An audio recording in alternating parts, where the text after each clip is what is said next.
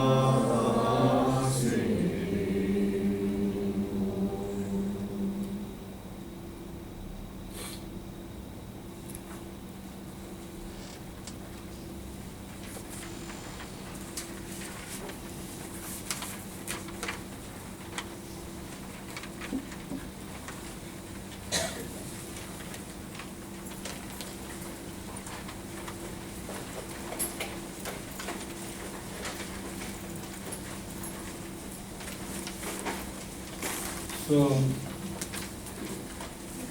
I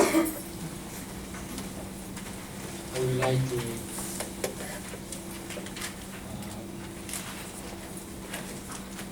welcome everybody to this weekend with me.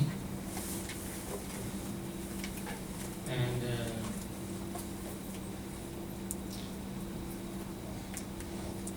this weekend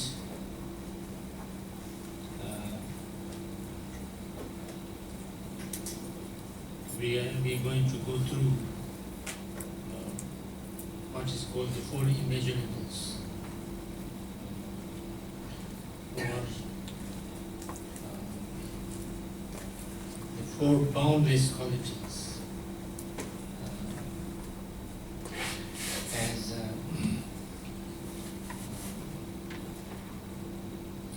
sometimes it's translated as, and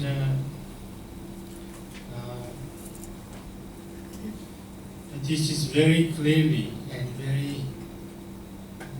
very inspiringly presented by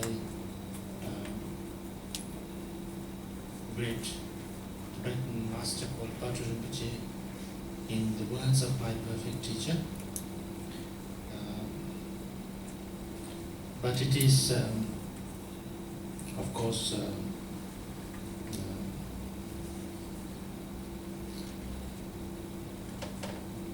you can also read, and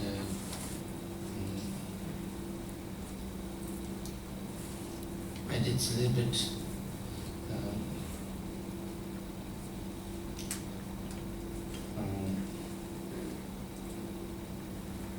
it's something that is, I think you should read.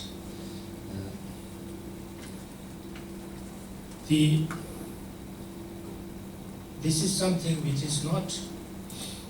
is very basic, I think, in all Buddhist schools. The four immeasurables. In the Theravada tradition, the Pali tradition, it is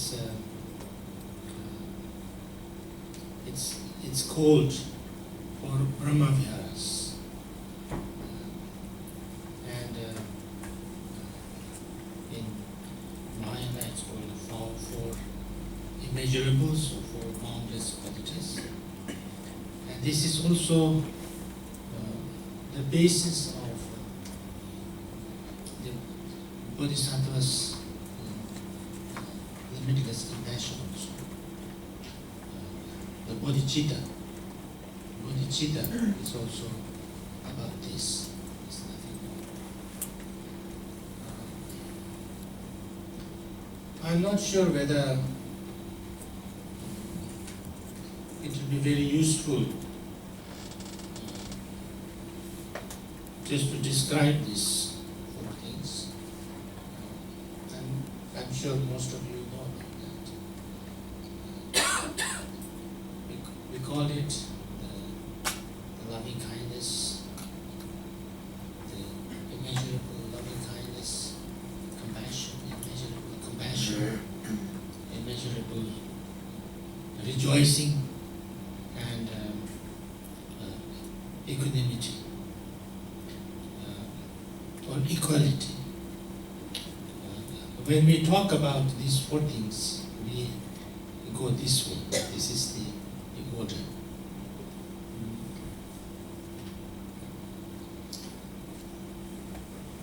And the equality or equanimity needs to be understood, I think, clearly. Otherwise, sometimes people feel that equanimity is like no bother, whatever happens. I don't care whatever happens to anybody. That's not the idea. But when people try to work on this, then the training sometimes starts with equality first. Because first thing we need to try to understand clearly is that the benefit or my desire or my need or my wish to have happiness and not have suffering for myself is something not only I feel or not only I want, but something that everybody wants. And I think the more I can clearly understand and clearly experience that everybody, not only all the human beings, but most probably all sentient beings, are same like me, similar like me,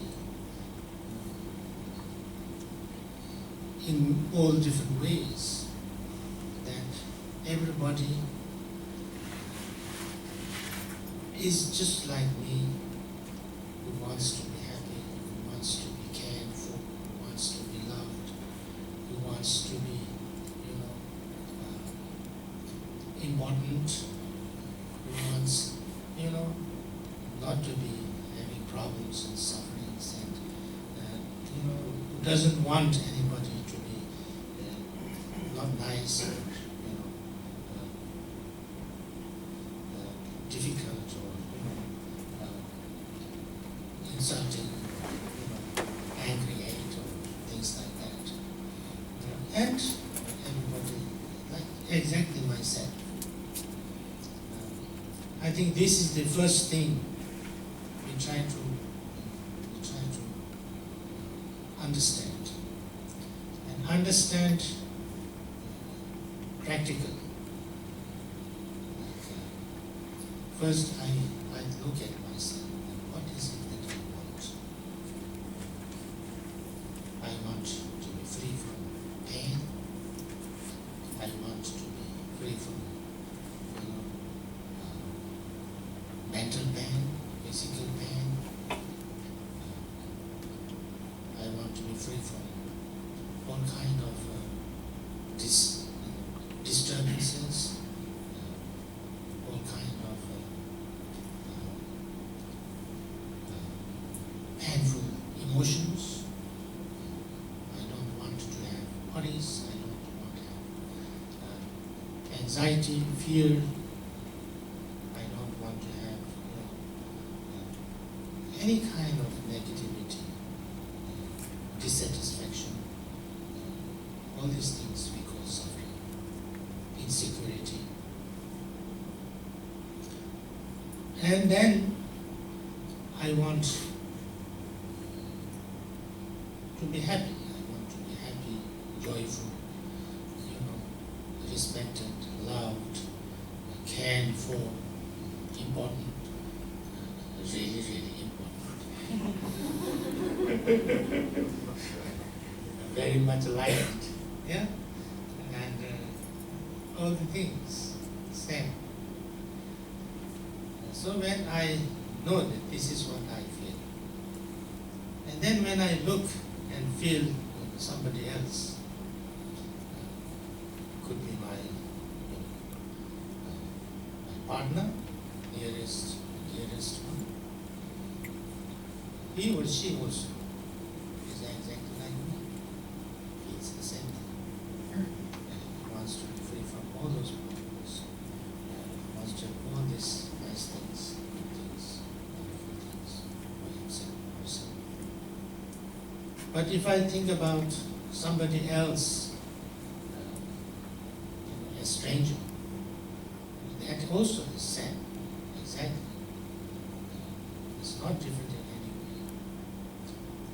think about somebody who is, from a different community, a different country, different religious backgrounds, different racial backgrounds, whose color is different, whose all sorts of whose culture is different. The same thing. It's not that darker people are more wanting less happiness from themselves. Whiter ones want more, yellow ones want something else. No, it's not like that. It's same. Same with the man and woman and children, like that. So I can see very clearly that there's no difference. It's all same. Not only that, but those who are not so nice to me, like my enemies, who's supposed to be wanting to harm me, or harm me, or something like that. For those who are not good, not supposed to be good people, have done lots of bad things. They also, they're the same. They're also like, they're as much wishing good things for themselves, wanting to be free from themselves. Exactly the same way. Only difference is, or only problem is, that what they did that was wrong is that in order to get that, in order to bring happiness to myself, or more get rid of kind of problems for myself, they did things which sometimes harmful to others. And that also many times thinking that that would be good for me, but usually not good for yourself, so in the long term. So they, in a way, those who have done negative things, they did it most of the time because of their ignorance, and because of that, actually, they wanted to help them, but they ended up harming themselves in the long run. So it's a little bit like, what can you say? Hitting your own feet, hitting your own leg. What do you call that? Kicking yourself, in the long run. So therefore, they are also same like ourselves. So therefore, when I really understand this, then there is no kind of there is not too much difference. There is not too much what can you say, inequality in those senses. So why everybody is the same motivation, kind of same need, and same wish, and same want, and same fears also, same fears, and same anxieties, and same tensions, and same things like that. So as much I want to be free from suffering, everybody wants to be free from suffering. And to do that, to get there, everybody is trying very hard. And some more skillfully than others. But they will try. Whether they succeed or not succeed, that's a different question. And so therefore, the basic motivation is exactly the same. Those who are cheating others also, because they don't know how to get their benefit, because they think that if I cheat others and get something from them,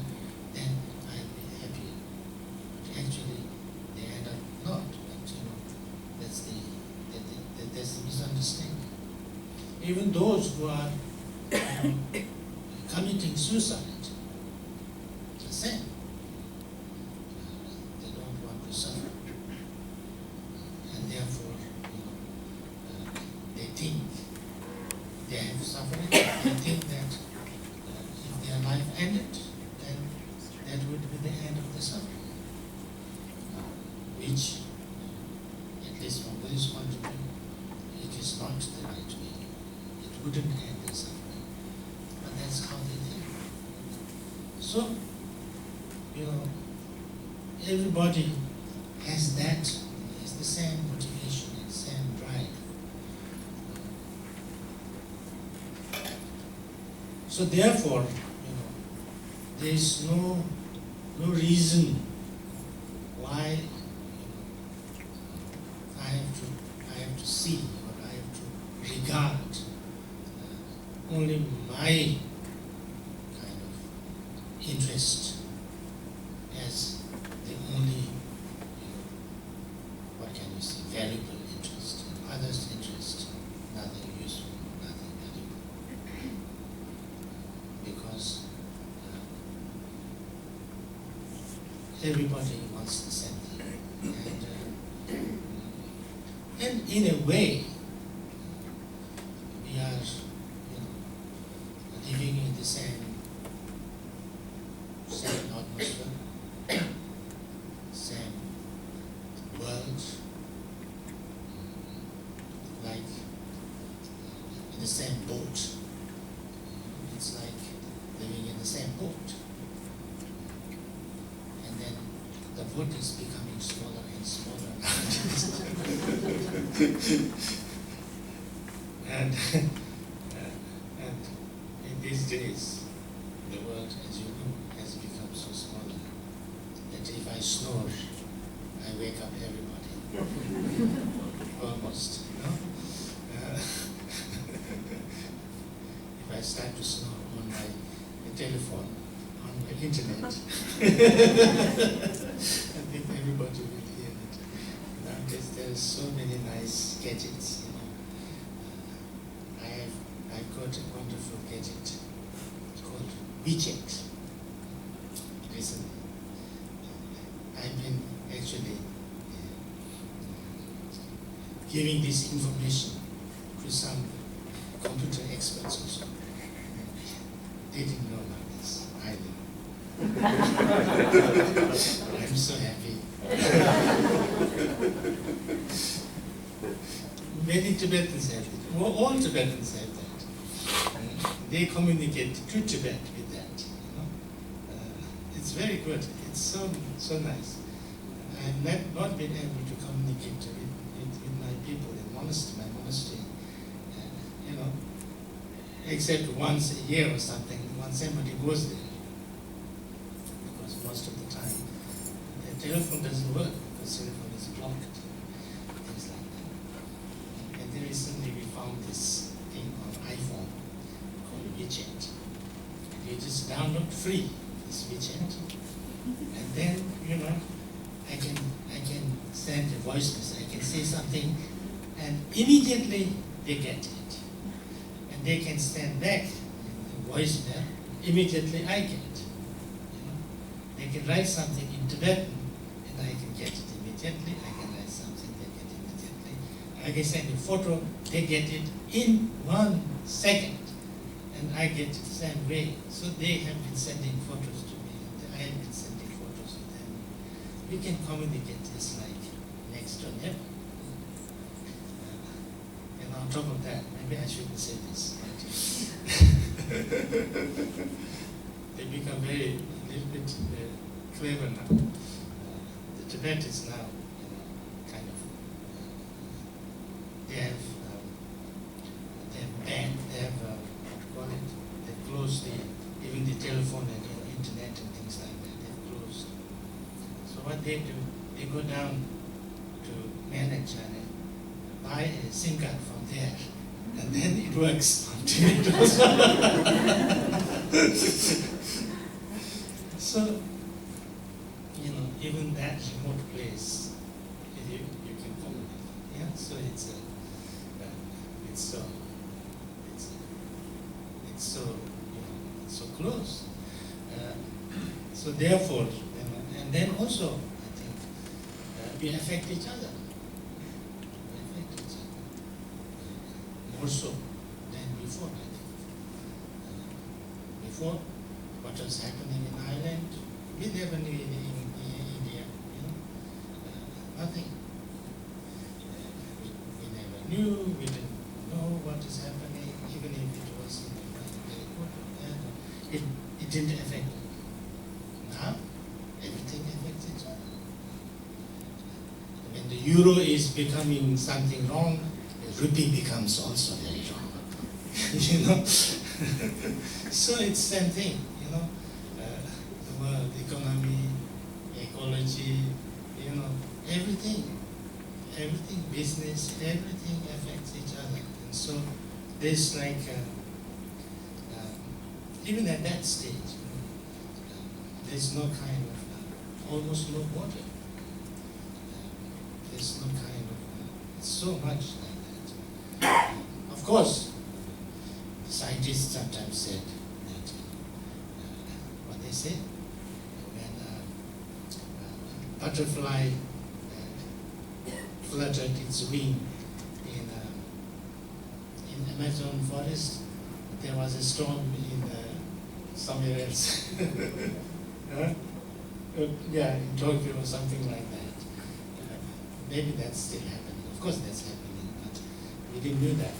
Now we can see very clearly. And, if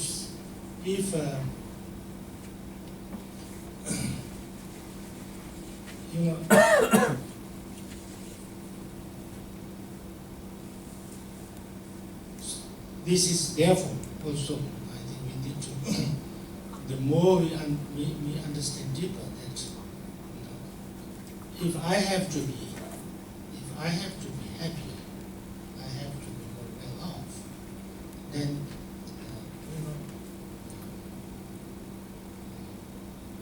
the people next to me has to be happy and well off too. If my family is not happy, can I be happy? I cannot be happy, because if my family is not happy, if my, the nearest one, my partner, is not happy, I will not be happy. My children are not happy, I will not be happy. If my parents are not happy, I will not be happy. But in the same way, if things in my town, in my city, in my country becomes very bad, then it will affect me. So I can't be, it's not that, Ireland is really going bad, but I am really good. It's one way or another. So in this way, the world, the whole, the happier, the more peaceful, the more prosperous everything in the world becomes, it affects me and everybody. So therefore, it's not just that, if I am okay, then others should be bad, or others should go down if I am that's not understanding. That's not the way it is. So therefore, to be able to really feel and understand that that anybody in their better off, that's better for me, that's better for everybody. So therefore, I don't need to wish bad for anybody. I have to wish good for everybody, and try my best equally, try to equally to bring whatever benefit, whatever help, whatever good. So the more I understand that my interest, especially the interest of more people, is more important than interest of only one or two. This is something which has always been there. I think it's a human thing, I think. It's a human, not only human thing. Maybe it's also all sentient beings thing. The animals also have this. When we see somebody having problem, we don't like it. We don't feel good. And many times we like to help, even if it is a little bit dangerous for us, even if it is also there's some risk for us. There's lots of people who do that, who risk their lives in order to help other beings. Not because they have a kind of a, what can we say, very kind of ethical or moral idea, but just that's their gut feeling that because this other person is suffering and having problem and in danger, so I must save this person, I must help this person because this person, as much as I want to be free from this kind of a problem, they also want that. So therefore, the more I can see the equality, because then if I see this very clearly, then I think the kind of my too much kind of ego, you can say, if you like. But ego maybe is not the right word, but egocentric. Maybe egocentric is the right word. Only me is the most important thing. Only me, I have to think about. Only me, I always kind of, the way of looking, it's an attitude. It's an attitude that, am I, okay, what I want, not like what is good for us. Now this, I think, is an attitude, mental attitude. You can either say, immediately kind of, if everything okay with me or not, everything is right or nice or good, or things like that.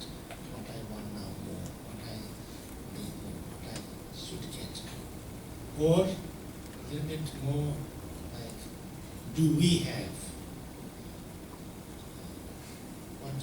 What can I do for us?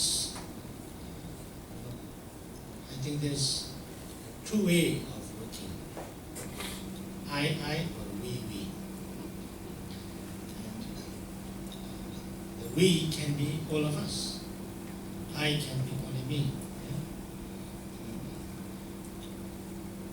If I think about we, then it doesn't mean that I can't take care of myself. Sometimes this is many people think that and feel that I've been doing too much for others and so I couldn't take care of myself. Now I must take care of myself. Many people say this.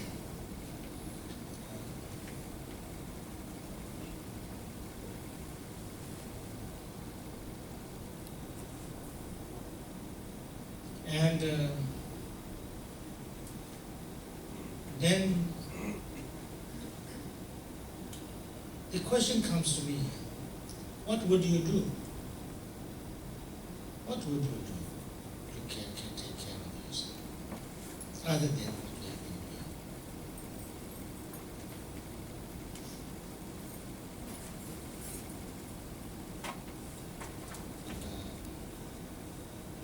By not doing anything for others or not helping anybody, would that be good for you or not?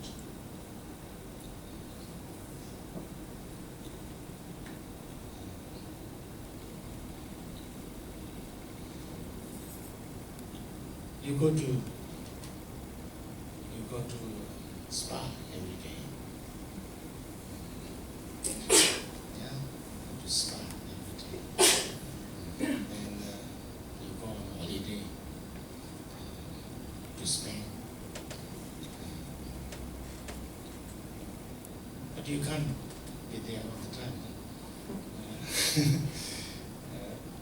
Even if you are there all the time, would you be really happy?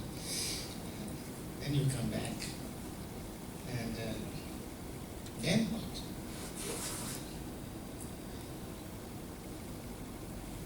Sometimes when people say that I've been too compassionate, I've been, thinking of others too much, taking care of others too much, so I didn't take care of myself. I need to help myself. Of course, if that means they want a break, they need a rest, then I understand. But otherwise, we always, there is no question that I don't take care of myself. Of course, we always have to take care of ourselves. And if I don't take care of myself, who will? And how do I take care of myself? What is the best way to take care of myself?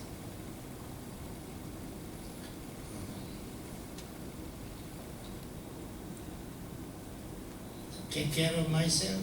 Is it that, what I want, what I want, what I don't want, what I don't want? Sometimes I feel that is not the way. Because if you go and say, what do I want?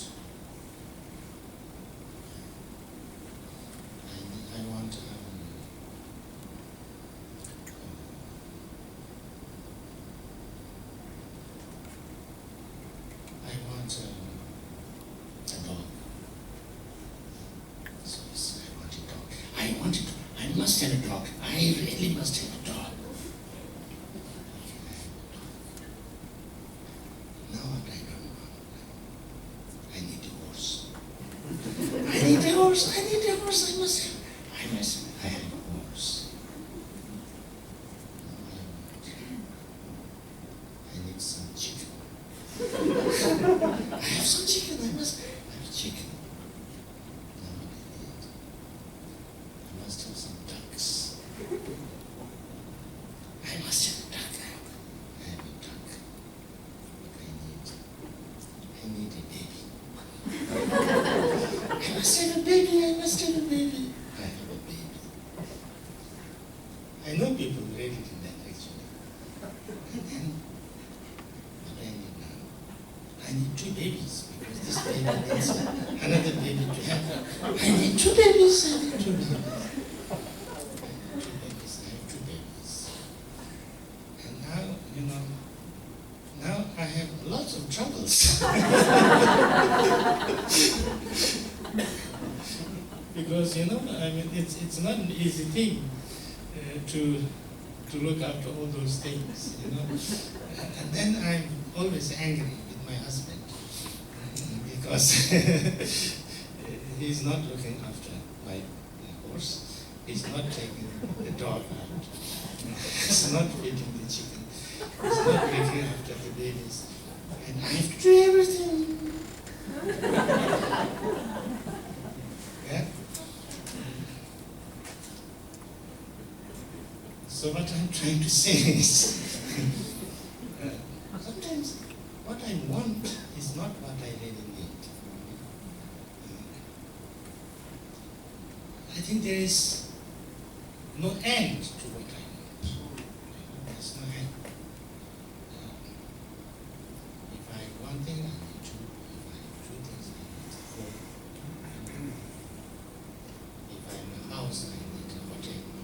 If I have a hotel, I need a continent.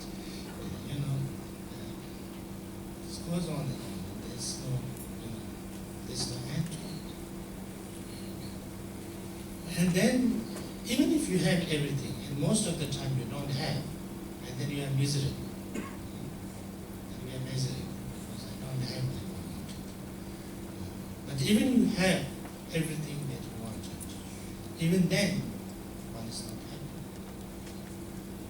One is not completely happy because happiness not comes from wanting. Happiness comes from satisfying. And so therefore, when I have this understanding, what I'm trying to come to is this, that only thinking about me, what I want, what I need, is not necessarily the best way of taking care of myself. It's not necessarily the best way of taking care of myself. Because it doesn't it gives you little satisfaction, but it doesn't give you true satisfaction, true happiness. Because true happiness has to be something different. I don't know whether this is a completely, reliable research or not, but somebody told me that there's been a research, and the research was on those people who won big lottery money, millions of whatever currency, and then they wanted to see how happy they became after winning these big lotteries. And they went to research on these people. And they found out that after 6 months that they have won the lottery, they felt exactly the same as before they won the lotteries. If they were happy, they were like that same happy. If they were not that happy, they were exactly the same as before they won the lottery. Which shows that the lottery money, they became rich, but did not become happy. Maybe it didn't make them unhappy, but it didn't make them much more happier, which should happen. So that's what this tells me, I think, is that my happiness is not coming from what we have or not have, it comes from somewhere else. How actually I am,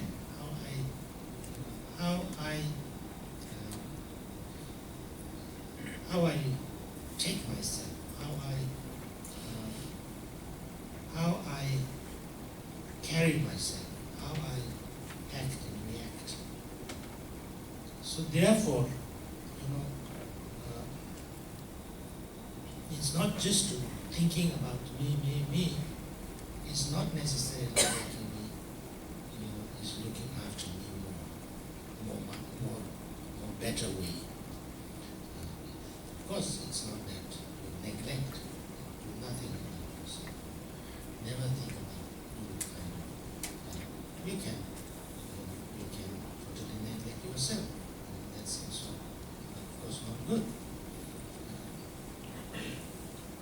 Then, thinking about more, the benefit of more people, or other people also, sometimes I think makes you happier, or a little bit more happy in the sense that my life is more useful, my life is more purposeful. And I think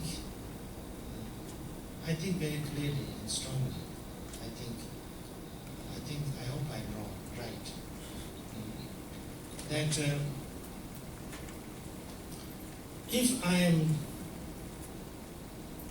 if I'm spending my life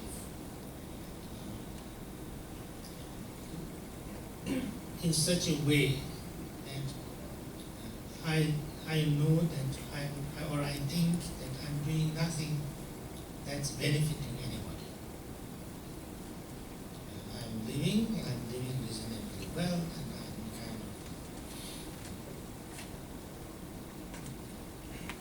kind of earning my own livelihood, and I'm kind of living okay, I'm entertaining myself, some friends and things like that, but I'm not really benefiting anybody. If I feel like that, I think I will not be very happy. I would feel as if I am some kind of wasting my life. I am not being useful. My life is not much of a purpose. I feel a little bit old. But if I feel that I am doing something, however little it is, that's of some help to somebody. It is doing some good to somebody. It's using something useful, purposeful for somebody. Maybe not a big thing, but a small thing, but whatever. Then I think I would feel that my life is kind of something purposeful, something useful, something, at least little thing. It's not totally meaningless. And the more I do something good, something useful, something beneficial, the more I feel happier with myself. I feel satisfied with myself. I feel more, what can you say, contented with myself. A few years ago, somebody told me that there is an article. There's an article of a research from Harvard Business School. And in that article, it is said that people who spend money on others are more satisfied than spending the money on themselves. And this is something a little bit unusual, because usually I should be happier spending money on myself than on someone else. So in the beginning I was thinking this is just a kind of made up thing, somebody playing a trick or something like that. How can it be like that? But then when I thought again a little bit deeper, maybe it's true. Maybe it is true. Because I was thinking that if I had 5 euros, and then I take the 5 euros and go out, and then what I want now, how do I spend it? I buy an ice cream. I like ice cream. Especially this ice cream. Ice cream. Sometimes people give me, I forgot the name now. What is it called? Huh?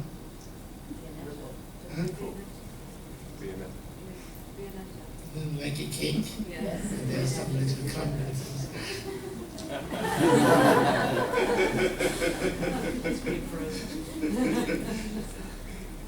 And I have ice cream. Yeah, it's nice. I really have no problem spending all my money on that. Now I had this ice cream. Yeah, I'm happy. Come back. And then, now what? Well, come back, it's finished. Ice cream gone. Oh, it was nice, but maybe I shouldn't have. Maybe ice cream is not so good to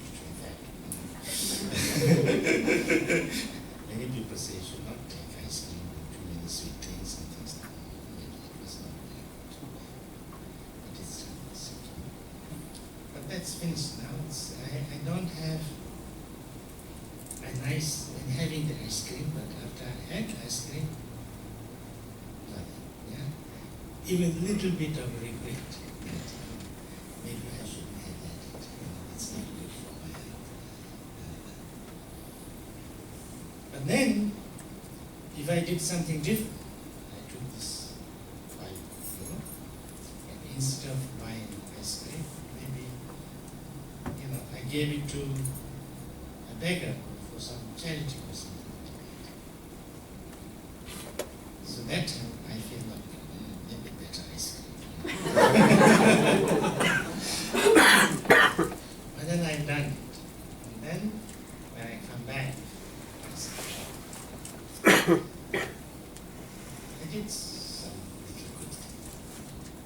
I contributed €5 to somebody, which I usually don't do. I'm very stingy. When I and my uncle used to go around, my uncle always used to give something to the poor people. I never used to give anything to the poor people. And he used to sometimes say, "You are wearing this robe, why are you wearing this robe? You have no compassion." I accept what to do.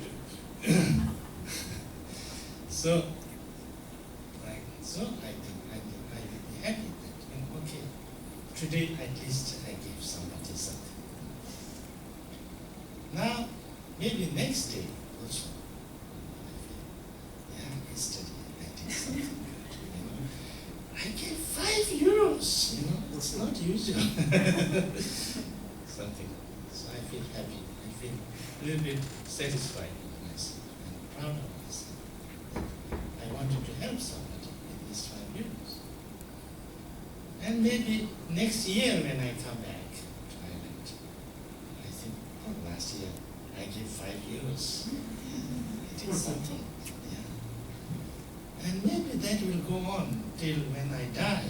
What did I do in my life? You think I gave €5? So I think that gives me much more satisfaction and much more happiness to myself, my dream. And eating ice cream, I have forgotten one time because I had so many ice creams. Anyway, I don't even remember now the name of my best ice cream. So, therefore, thinking about others, thinking about others' benefits, and, seeing all of us as equal, and really, I need to look after myself, but I also need to look after others. I need to think about my own benefit, but I need to look after others' benefit too. And it's all, I need to equally think and care about other people. I think it brings certain kind of,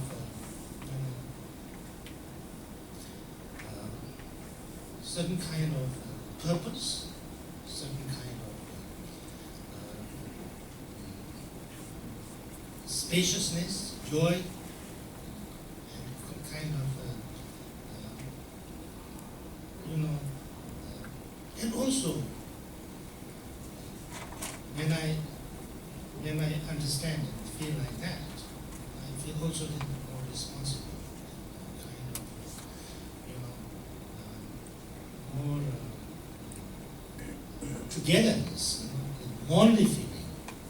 When people always talk about loneliness,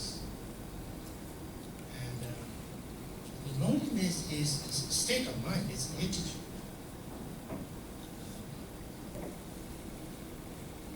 Many people sometimes feel that I'm not included. There is a group, they don't include me, they reject me, they put me out. It's a mentality.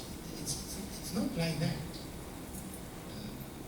When I look when people who says like that, who thinks like that, when I look, it's not that there's no group.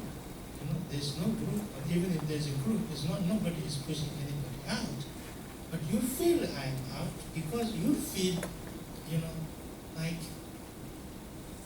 you too much think about yourself. Then you feel that everybody is, please come to my group, I really want you to come to my group and be kind of on the chair or something like that. Then okay, I'm now in the group. You accept me as your group. It's never happens like that. In a group, I need to join myself to the group. I need to feel myself a part of it. It's the same thing, the friendship. Sometimes people say, I have no friends.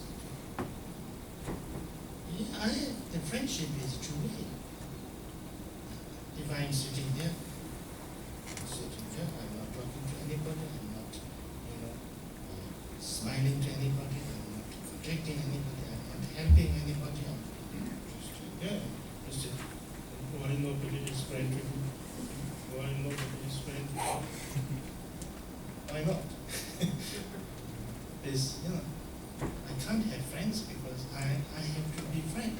If I am friend, then I have friends. So friendship is true. If I help somebody, then somebody will also be likely to help me. Then you have become friends. If you talk to somebody, then most probably this person you talk to, and then you know each other better. So therefore, loneliness is also an attitude. So therefore, when I feel that I would like to, see or want the benefit of all these people. I care for these people as much as I care for myself.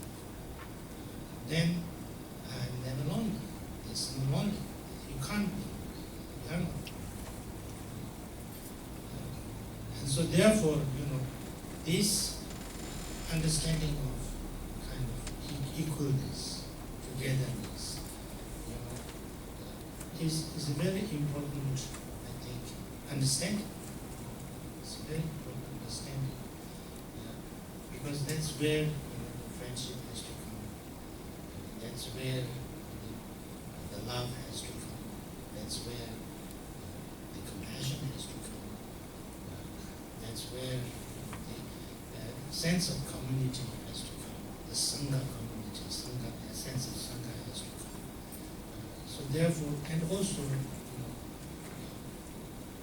if only because also we have love, we have care. We do love people, even if not everybody.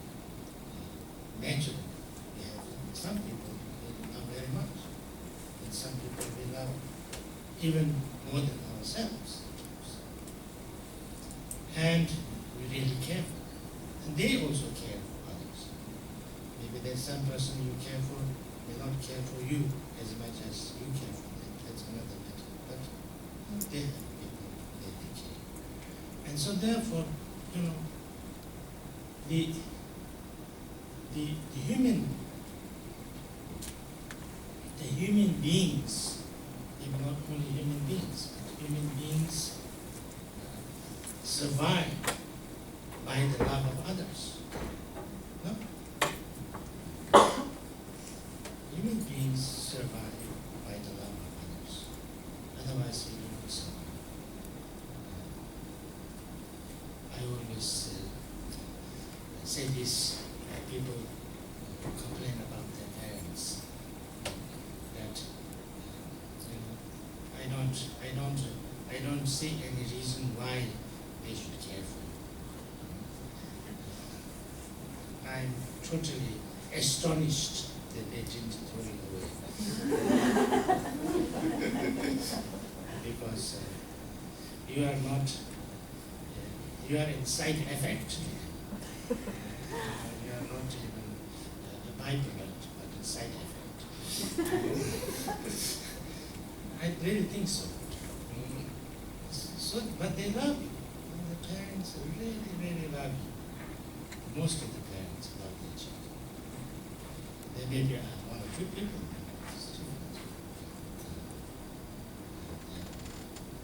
Some people who are so obsessed with themselves that they, I have heard a story, very terrible story, I think in India. One mother, she had a husband and she had 2 children. And then she fell in love with another man. And she killed her 2 children and stabbed her husband and killed him. Because she wanted to go with the other man. And of course, even that didn't happen. They discovered that she did this murder, all these murders, and then she went to jail. And she even I don't know what she happened. So foolish. Some people, she must be mad. So there are very rare cases of this kind. Otherwise, most of the parents, most of the mothers especially, really, really love their children, and that's why they not only bring us up, they not only give us all we want and kind of bring us up, but they kind of worry about us all their lives. They worry about us all their lives. And then we complain about that. Why she is interfering in my life?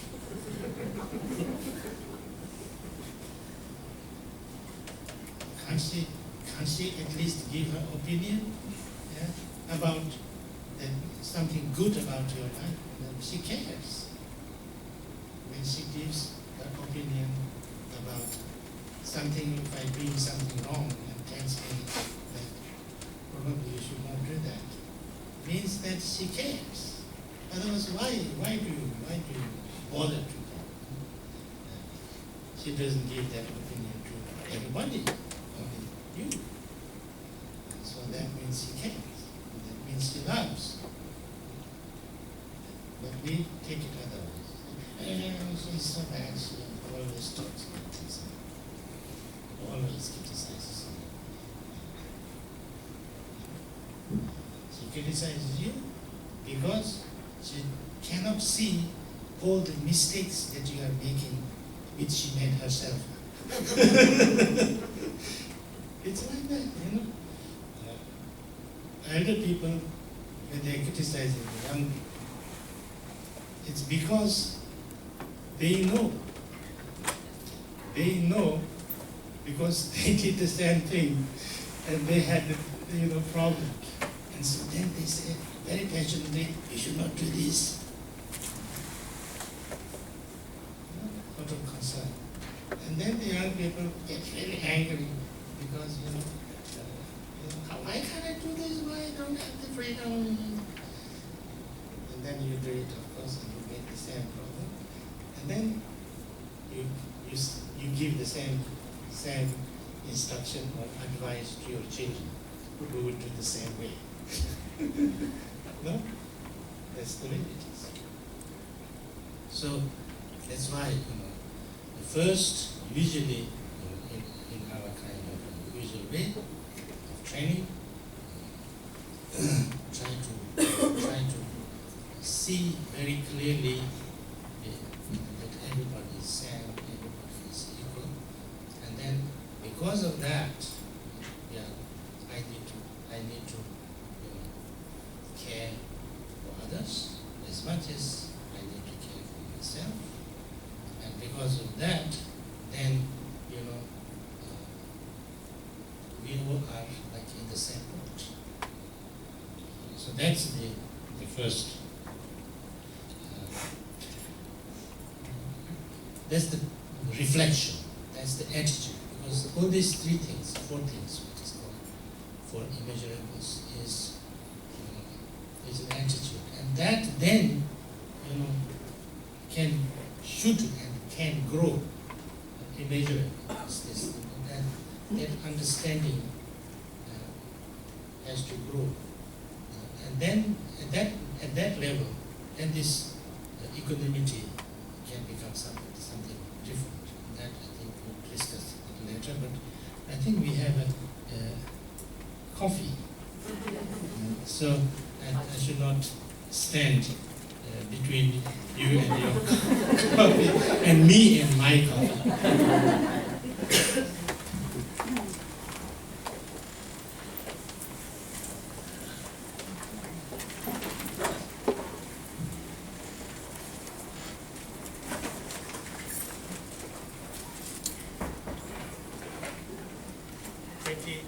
Twenty minutes.